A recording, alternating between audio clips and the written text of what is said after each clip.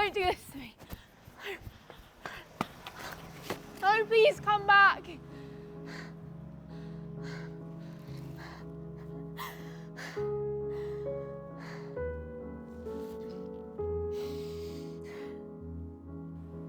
Come back. Dad, please come back.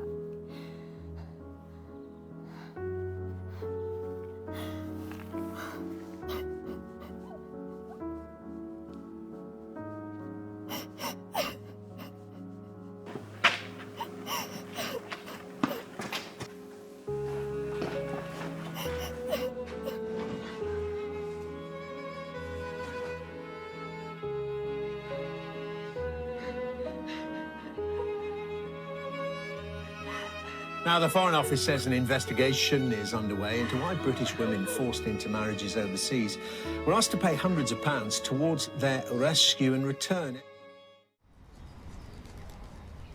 London, 6 in the morning, and it's already moving. 8 million lives, all going somewhere, all in a hurry. Women lead boardrooms here, run hospitals, sit in parliament, make decisions that shape millions of other lives. 2026, and for most women in this city, life is theirs. Their choices, their mornings, their direction. Because somewhere in the middle of all this noise, in an ordinary house on an ordinary street, there are women still carrying something the city can't say. 20 years ago, a British girl was handed to a stranger in Turkey. Today she makes tea in a kitchen in London. And every morning, that is still an act of survival.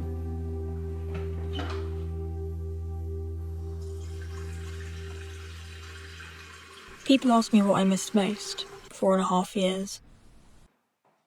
Not my bed, not my friends, even though I did miss them. I miss deciding things. When I was 17, somebody else decided everything for me. What I wore, who I married, whether I ate that day. So now, I decide how strong I want my tea. I thought we were going on holiday. All of us. Mum, Dad, my brother and my sister. I even brought my school books. I was so worried about falling behind in my coursework.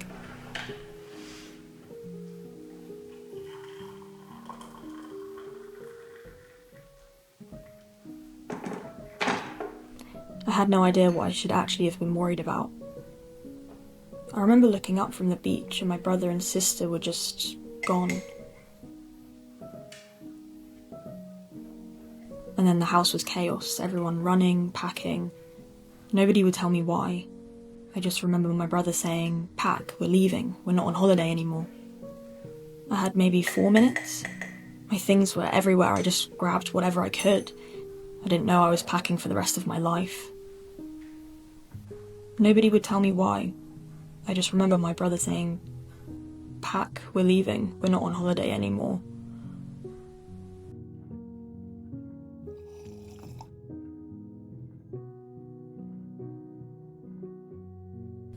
I had maybe 4 minutes. My things were everywhere. I just grabbed whatever I could. But they had other plans. Ordinary girls like me aren't supposed to end up kneeling on a pavement waiting for a car that already left. All of a sudden, the family start to pack and leave. She joins in the packing to discover that she's going to be left on the side of the road begging for her family to come back, and they abandon her. And they say to her uncle, "If anyone wants her, please give her away." This is her daughter, someone they're supposed to love. And the terror she felt, the disbelief she felt, and then hours on her knees begging for them to come back, believing at any moment they would. And then being forcibly carried into the house, and she sits and she waits for them to come back because this can't be reality. This isn't her reality. And then men walk into the house and they look at her. And some say she's too fat, some say she's too thin, some say she's just not my kind. And then a man says, she'll do. That's how he chooses his wife. That's not her choice. She doesn't choose her wedding dress. She doesn't choose her husband. She doesn't choose a date. She doesn't choose the circumstance.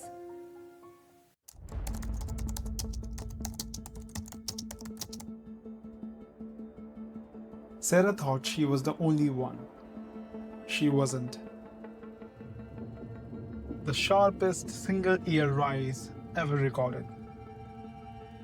4 in 10 victims are children. 1 in 5 is 15 or younger.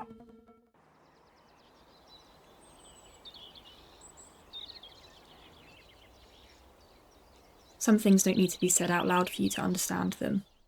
What I'll tell you is, it was the first time anyone had touched me like that, and I had no say in it at all.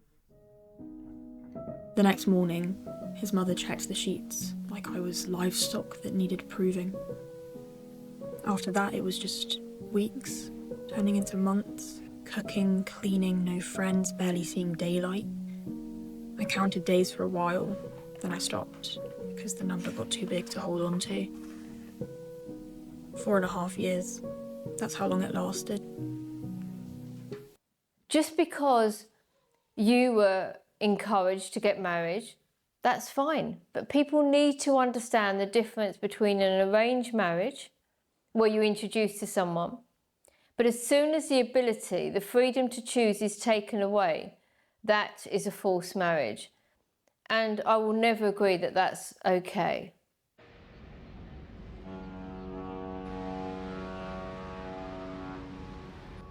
Not just a women's story. There had been a handful of cases related to male victims as well. And the trend has been rising year on year. Surprisingly, the FMU provided tailored assistance to 5 cases where the victim had voluntarily identified being LGBT+. A major government report finds the forced marriage unit is under-resourced, poorly led, and too narrowly focused on Muslim families. Forced marriage is a crime that also occurs in Orthodox, Jewish, and other South Asian communities.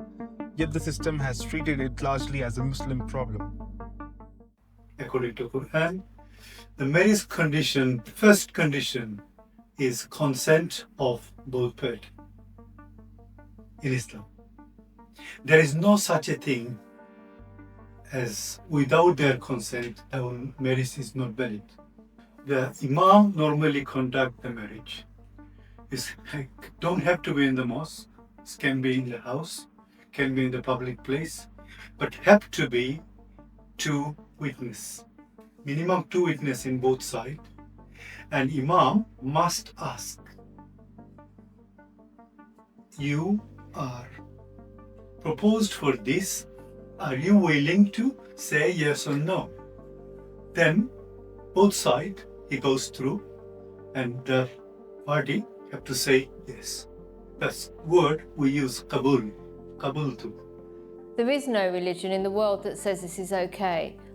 And what people are mistaking is culture and tradition and religion. Then I found out I was pregnant. They wouldn't even let me go to a hospital to give birth. When it was a boy, everything changed. Suddenly I mattered a little more because I'd given them a son. I remember thinking, if I'd had a girl, would anyone have cared what happened to either of us? When someone has been taken aboard for any period of time, when they come back, there's a real issue of adjustment and trust. For many people, it would be changing their identity, from moving their location, from them being in hiding for the rest of their lives. Sarah's case is unique. She came back and lived with her family, the people that were the perpetrators, but because she had a young child, she felt that she could trust them. And in fact, she was right. She could trust them, but that's so unusual. It's something almost unheard of. The perpetrator becomes a rescuer, all in one story. And she was the last person in her family ever to be forced into a marriage. She's changed the culture, and people realised the errors of what they had done, and she forgave them. She forgave the people that basically left her as a human sex slave for 4.5 years, left her in poverty, took away her chance of education, her freedom, her life. She did that. That's someone remarkable.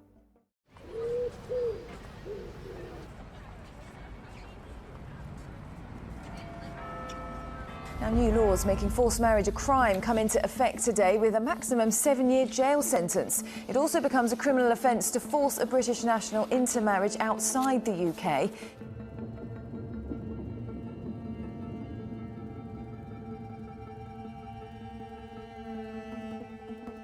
Forced marriage carries a maximum sentence of 7 years, and in 11 years, the longest sentence ever handed down was 4.5.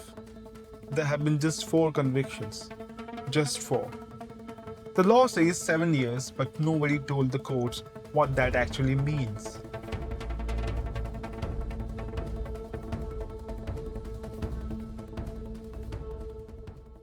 The sentence is there as a deterrent, and a lot of the cases that have received higher end sentences, not all of them are just for forced marriage, there were other related offences connected to them. So, and don't forget, you know, in this country there's a 50% reduction for people that serve sentences. You know, 7 years doesn't necessarily mean 7 years. And I don't think we should be worried so much that people haven't served 7 years. I think we need to look that it's been a deterrent. Have there been enough prosecutions? Absolutely not. Does every case get reported? No. Is every case that is reported taken forward? No. Are we failing? Yes. Are we letting people down? Do we know the numbers? We don't know so many things. But it's a small step. We have so far to go.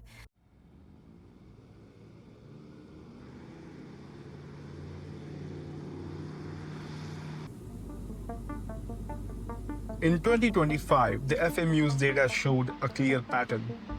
Pakistan accounted for 41% of focus country cases, followed by Bangladesh and Afghanistan. Behind the numbers sits a harder reality. Some marriages are used as a pathway to settle in Britain, turning personal autonomy into a tool for migration, and leaving the system struggling to distinguish coercion from choice. London, the city where Sarah rebuilt her life, also the UK's forced marriage capital. When you see, we came as an immigrant, there was a law encouraged that. The law was, if you marry someone, you can bring your partner in this country. That's the reality was. That's why some family took this opportunity and used some force, which is not even cultural. They did it for their own interest. Not even cultural. They did it on their own interest. So this became a big thing. And we should stop that. We shouldn't encourage this thing. No.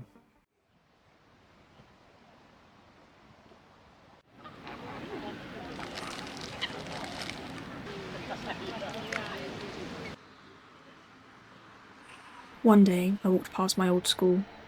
My old head teacher was outside. I asked her, "Why didn't you come looking for me? Why did everyone just let me disappear?" And she said, "We were told you'd given up, that it got too hard for you and you just left." Nobody came looking. Not the school, not my friends. I just vanished. And everyone accepted the story they were given. I went back. I studied. I passed my A-levels while I was raising my son and carrying everything that had happened with me.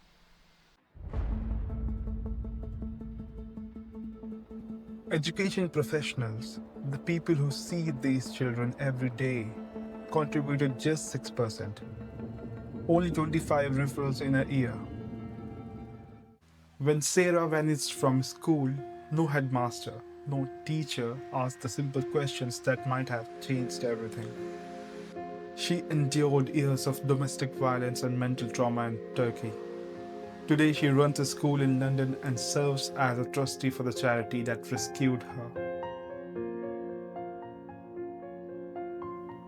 2 recent heart attacks remind us that the trauma never fully leaves. But she survived, and now she ensures other children are not left invisible.